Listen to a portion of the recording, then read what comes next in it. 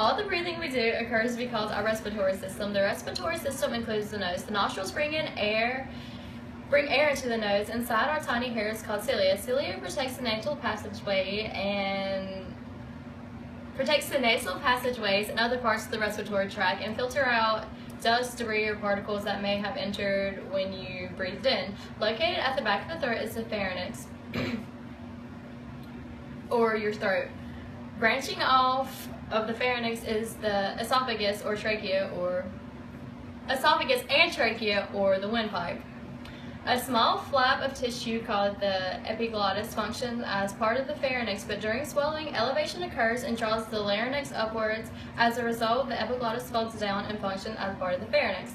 Okay, so the larynx is located at the top of the trachea and is where our vocal cords are, and is an air-only pipe. The trachea extends down from the bottom of the larynx, and the trachea divides into two branches. Each one into one of the two lungs. Each branch divides into smaller branches called the bronchioles. At the end of the bronchioles are tiny air sacs called alveoli. The diaphragm is the main muscle in the main muscle of respiration.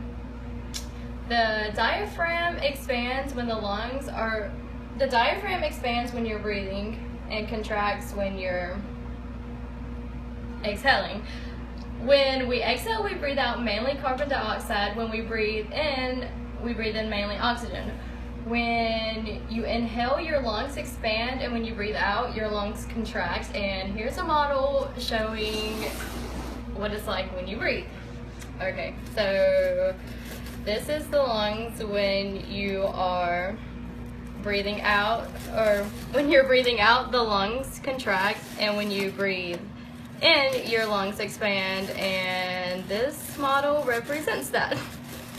So that's what the lungs do when you breathe, when you inhale and exhale.